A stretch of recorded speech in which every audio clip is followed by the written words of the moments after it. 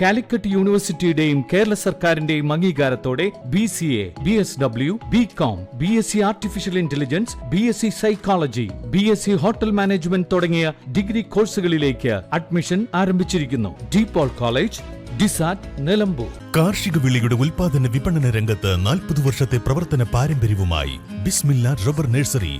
Bismillah rubber nursery, farm and gardens, Vaniyambalam.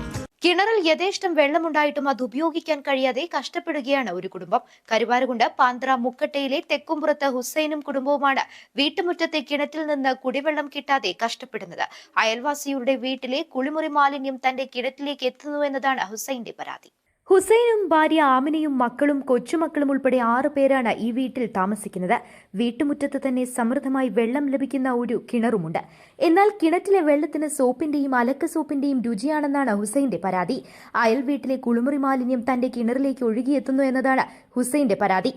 ഗ്രാമപഞ്ചായത്ത് മുതൽ ജില്ലാ കളക്ടർ ഉൾപ്പെടെയുള്ളവർക്ക് ഇത് സംബന്ധിച്ച് രേഖാമൂലം പരാതി നൽകുകയും ചെയ്തതാണ്. അധികൃതർ വന്ന് നോക്കുകയല്ലാതെ നടപടി സ്വീകരിക്കാറില്ലെന്ന് ഹുസൈൻ പറയുന്നു. അയൽവാസിയുടെ കുളിമുറിയിൽ നിന്ന് മാലിന്യം ഒഴുകിയെത്താൻ സാധ്യതയില്ലെന്നാണ് അധികൃതർ പറയുന്നത്. എന്നാൽ മണ്ണിനടിയിലെ പാറയിലൂടെ വെള്ളം എത്തുന്നുവെന്നാണ് ഹുസൈൻ പറയുന്നത്. ഇപ്പോൾ കുടിവെള്ളത്തിനായി ജലനിധിയാണ് കുടുംബം ആശ്രയിക്കുന്നത്. ഓലൊക്കെ കുടിക്കുന്ന വെള്ളം ഇവിടുന്ന് 3-4 പേരെ കുടിക്കുന്ന വെള്ളമാണ്. ആ വെള്ളം ഒരു കണ്ടറിഞ്ഞ് കൽപ്പിച്ച് കൂട്ടിയാണ് ഇപ്പോൾ ഈ പണിയിട്ടത്. ഇതിന് എവിടെ ഏതറ്റമാണെങ്കിലും ഞാൻ പോവുകയും ചെയ്യും. അതിനുള്ള ചുട്ട മറുപടി ഞാൻ കൊടുക്കുകയും ചെയ്യും. അത് ഉറപ്പാണ്. പരാതി മലപ്പുറം കൊണ്ടുപോയി കൊടുത്തു, പിന്നെ സർക്കിളായിട്ട് നിലമ്പൂർ താലൂക്ക് കൊണ്ടുപോയി കൊടുത്തു. News bureau, Karuvarakundu.